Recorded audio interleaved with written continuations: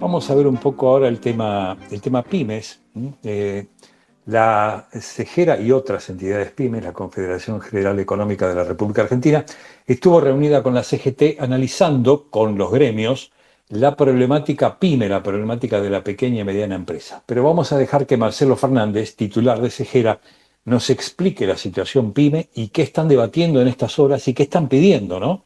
¿Qué políticas le están pidiendo al gobierno destinadas a las pequeñas y medianas empresas? Marcelo Fernández, Néstor Zula, ¿qué tal? ¿Qué tal, Néstor? Un saludo a toda la gente, ¿cómo estás? Bien, muy bien. Bueno, ¿qué están debatiendo en estos momentos, por estos días, digo, con estos momentos, digo, me refiero a estos días, a esta situación, a este momento económico? ¿Qué están debatiendo con la CGT? ¿Qué están debatiendo las pymes? ¿Qué le están pidiendo al gobierno? ¿Cuál es la situación de la pequeña y mediana empresa? Bueno, nos juntamos con los secretarios generales de los gremios industriales. La CGT, como todos saben, la Confederación del Trabajo, tiene distintos gremios asociados de diferentes rubros. Tienen el comercio, servicio, industria y bueno, obviamente la producción.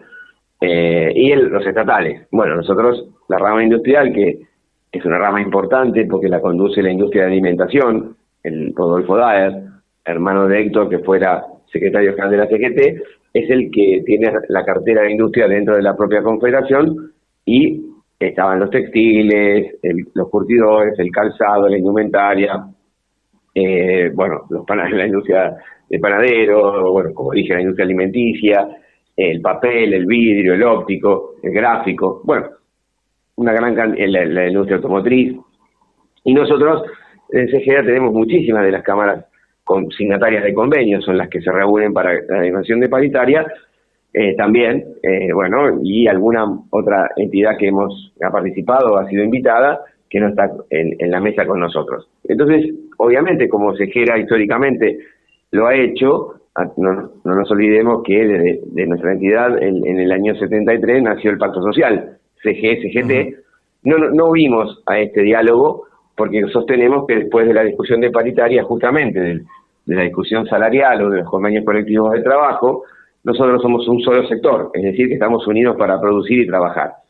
Y como estamos en una coyuntura, así contestamos todas las preguntas en una, por eso fue el motivo de la reunión, hace tiempo que vemos realmente una situación complicada y compleja. Decimos complicada y compleja porque los números son oficiales. Hoy estamos viendo los números del propio INDEC, o sea que no hacemos política cuando hablamos de los números de hoy en día, es decir, la capacidad industrial instalada, que está al 50%, la baja del consumo en diferentes rubros permanentemente, la caída de la actividad productiva, la pérdida del salario en el poder adquisitivo para poder comprar bienes y servicios que producimos las pymes. Estamos viendo el aumento en muchísimos de los sectores de las importaciones. Entonces, todo eso realmente nos lleva a una gran preocupación, como, bueno, la última medida o digamos, el último hecho que hizo el gobierno nacional de haber obtenido este préstamo del Fondo Monetario Internacional, el pedido también de este organismo de que la divisa tenga una flotación y empiece a estar un poco mucho más para arriba de lo que estaba, y ese lunes, que fue una incertidumbre esta semana, donde el dólar superó los 1.200 pesos, y sabemos que las pymes tenemos proveedores que están dolarizados. Entonces tuvimos un alza y una incertidumbre, porque esta flotación del 40%, es decir, entre los 1.000 y los 1.400, hace que nuestros proveedores estén un poco nerviosos y no nos sean claros en la condición de pago que nos dan, en el tiempo. Lo único que sabemos es que están dolarizados. Eso quiere decir que pasado unos días que no entregaron la mercadería, nosotros no tenemos certeza todavía a qué dólar vamos a estar cancelando nuestras facturas. Y bueno, también, Ahora, obviamente, sí. la preocupación de las suspensiones y de las, digamos, los despidos que se están produciendo en las pymes. Esto era un motivo también de charlar con ellos. Entonces, las pymes, yo por esta descripción, las veo dentro de un corralito, ¿no? Ese corralito lo forman el tipo de cambio para las que tienen insumos importados, la caída de los salarios, la caída del consumo, la entrada de los productos importados, ¿no? Que compiten con ustedes, que producen productos similares Sí. nacionales. Adentro de ese corralito están las pymes, del que no van a poder salir si no cambia buena parte de la política económica, digamos, porque Con solo cambiar uno solo no va a cambiar, digamos. Está bien que el tema salarial está íntimamente vinculado al consumo, ¿no? Ahí con un toque cambiarían dos parámetros, ¿no es cierto? Pero después, ante un gobierno que habla de una economía abierta, yo no creo que este gobierno tenga pensado cerrar importaciones que compiten con productos que fabrican pymes nacionales, ¿no? Bueno, a ver, esto, la primera vez que escucho la palabra corralito está buena. Nosotros decimos combo, que no es de la cadena Sí, alimenticia de están en hamburguesas. una encerrona, digamos, están Eh, encerrados por un corralito de, sí, de varios, 4 o 5 claro. parámetros que los Bueno, tienen en jaque. no, no, no lo entendí, por eso digo que buen término Sí, nosotros le decíamos combo. Todo eso le claro, decíamos un combo, cosas que no es de la cadena alimenticia de hamburguesa, como decía, claro, es más, sino que más es para pedir la realmente, hamburguesa y las claro, fritas. parece un combo. Pero bueno, está muy bueno eso, Corralito. A ver, primero y principal es una política que ya viene diciendo el gobierno nacional que va a aplicar, porque no se refirió solamente al ajuste, basta con ver las palabras del presidente.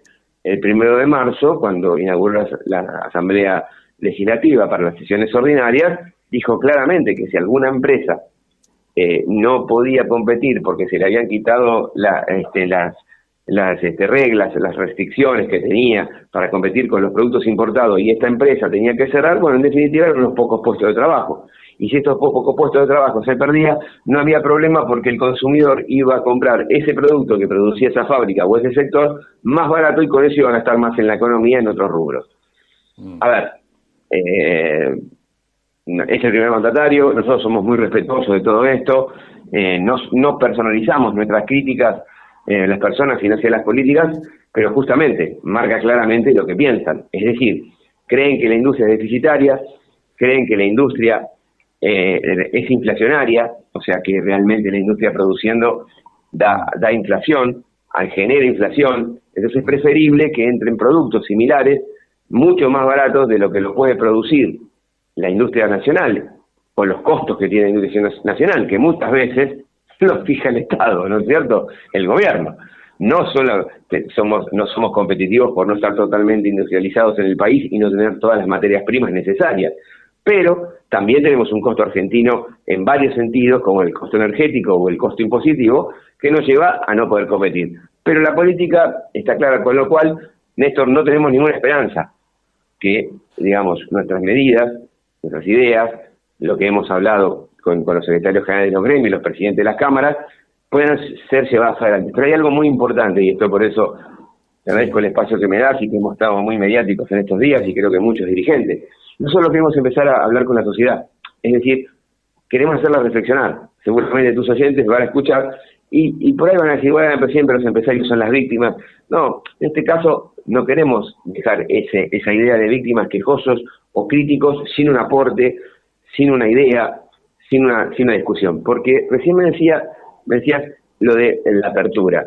Y en realidad, si tomamos el término apertura, es el contrario de justamente de cerrar. Sería cerradura, ¿no? Pero vamos a hablar de cerrar. sí. Apertura es abrir y cerrar. Y yo te pregunto, Néstor, decime cuándo en este país, en la Argentina, estuvo cerrado. Jamás. ¿Y sabes por qué te lo digo? Y no me lo puede discutir nadie. Por eso a veces digo, cuando los funcionarios o los economistas de este país, esos brillantes economistas que hemos tenido y nos han llevado a todo esto toda la vida, dicen estas pavadas, realmente a uno le preocupa. Porque yo tengo fábrica de cierres, Néstor, y te digo una Sí. cosa, desde la década del 90 tengo empresas importadoras de cierres, o sea, lo mismo que fabrico yo, que tienen el mismo quit. Entonces, ¿entendés? O sea, que no son de ahora, son hace 30 y pico de años. Ahora, Ahora, pero es si vos me digas, mentira pero que lo Marcelo, importado, por ejemplo, en el tema alimentos, lo importado no es más barato, es más caro. Los fideos, no, por la eso, mostaza, no sé, lo que quiera buscar importado, la salsa de tomate italiana, es todo mucho más caro que lo nacional en alimentos. Es mentira que lo importado es más barato. Eso es una mentira del gobierno. claro, pero eso, antes de llegar a eso, yo iba al tema Sí, de que a ver, nosotros están hablando de una apertura indiscriminada. Entonces, sí, y que hay una apertura económica que se está abriendo. No es verdad en el sentido que hay que sacar este término, Néstor, y me encantaría que lo puedas debatir en tu programa con otros invitados o otra gente que opine, porque y sí, si es necesario armar algo para una discusión, porque si tenemos que dar esta discusión, la Argentina nunca estuvo cerrada. Esto no fue la Unión sí, Soviética, como nos quieren hacer ver, sí, donde un gobierno se paraba y decía, este entra, este no entra. Ahora, que vos me digas, pero espera, Marcelo, había medidas que encarecían o que cuidaban a la industria nacional colocándole aranceles, colocándole licencias no automáticas, teniendo que pedir autorización, tenías un valor criterio en la aduana, entonces sabes que había controles. O sea, ¿qué quiere decir? Que vos tenías una apertura, pero con un comercio exterior administrado.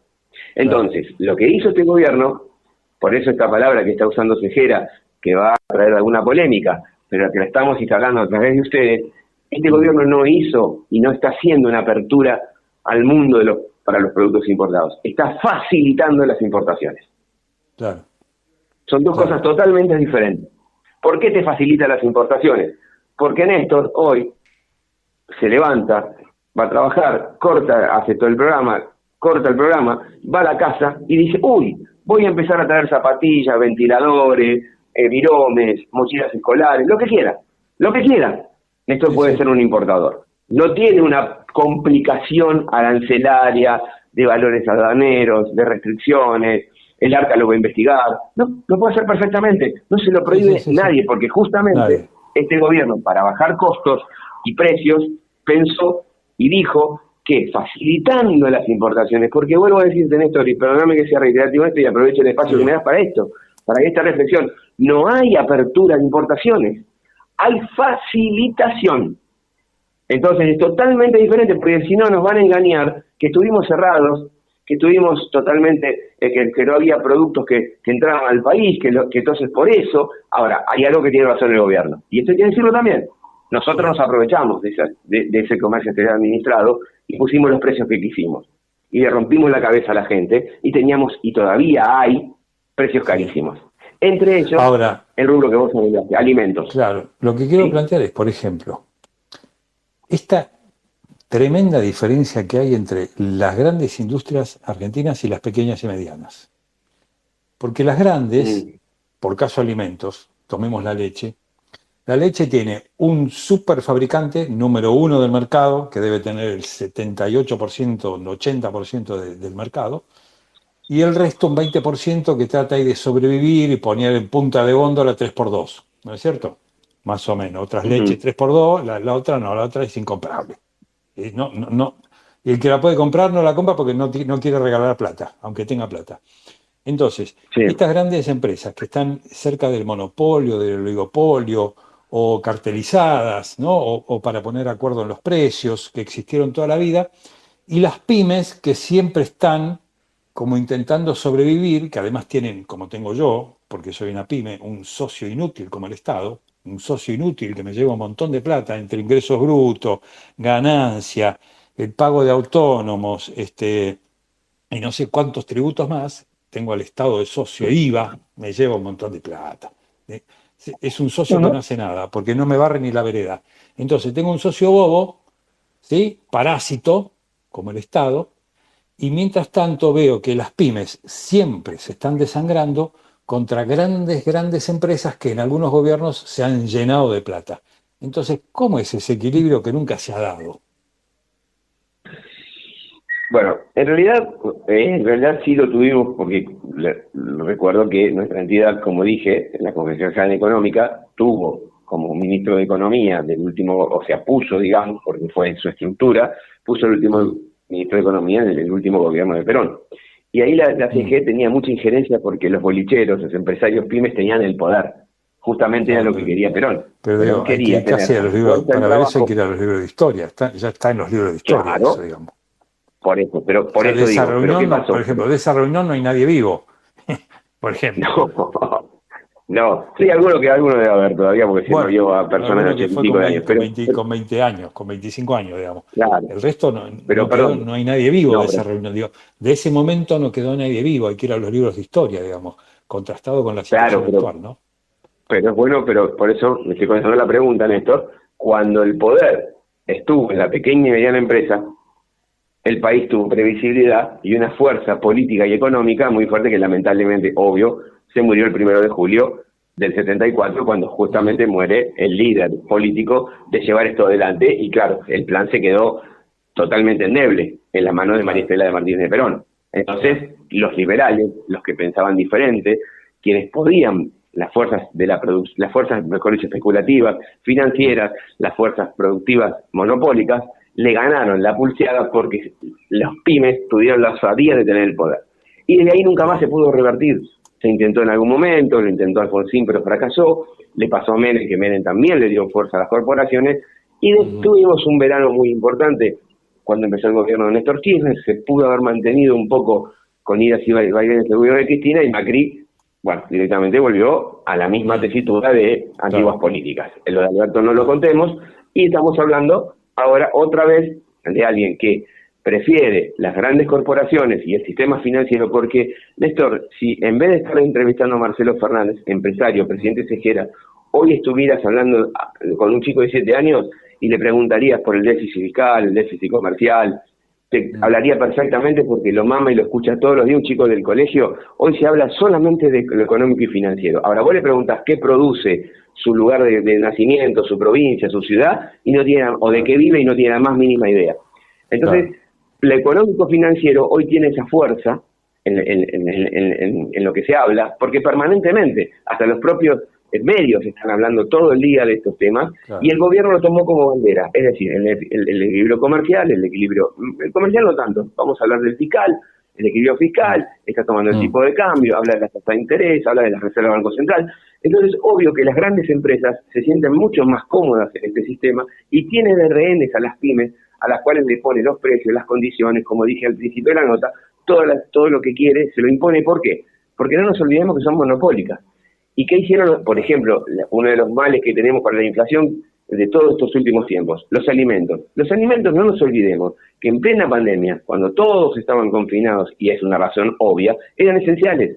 Son los primeros que pudieron salir a trabajar y vender, porque era obvio, y entonces ya sabían que tenían de rehén a todos los clientes, porque los clientes no tenían más remedio que pasar con sus establecimientos. Y a partir de ahí, cuando hubo inflación y había movimiento económico, siempre se apoderaron de la renta, porque cada vez que nosotros como sector privado le poníamos plata a la gente, ellos aumentaban los precios, con lo cual la inflación siempre iba en alimentos y el poder adquisitivo se iba no solamente, obviamente, en alimentos, sino también en servicios, que el Estado también aumentaba, ese Estado que vos mencionabas. Entonces digo, es imposible si no se genera un poder de la pequeña y mediana empresa junto con sus trabajadores, como pasó en otro momento, sin volver a prácticas viejas, ni a la historia, ni decir que lo de antes era mejor, pero realmente, si no vuelve a estar en la mesa de discusión de las políticas nacionales, en todos lados, el poder de la pequeña y mediana empresa, que son 600.000, y los 6 millones de trabajadores, de las cuales casi más de 4,5 millones trabajan en ella,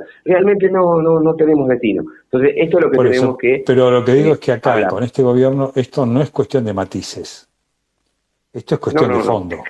Entonces, esta cuestión de fondo, que para el gobierno es dogmática, ¿sí?, que es su bandera, es su dogma, y es su filosofía de vida casi, es irreversible para las pymes. Es que no cabe ninguna duda, pero está bien, pero nosotros, en vez de resignarnos, tenemos que... No, hay que luchar, siempre hay que luchar, digo, pero el panorama es desalentador. Claro, pero no nos olvidemos que este gobierno, con lo que dijo y con lo que avisó que iba a hacer, tuvo el 56% de los votos porque la gente, alguna le creyó y otra no quería el pasado. Y todavía sigue sin querer el pasado, pese a todo lo que estamos hablando. Entonces, en vez de ser críticos personalizados, en vez de decir cosas tontas en los distintos medios, que a veces yo veo que sale gente que tendría que estar más preparada que yo y con mejor nivel de comunicación, lo que no estamos es proponiendo ideas, Néstor. ¿Por qué?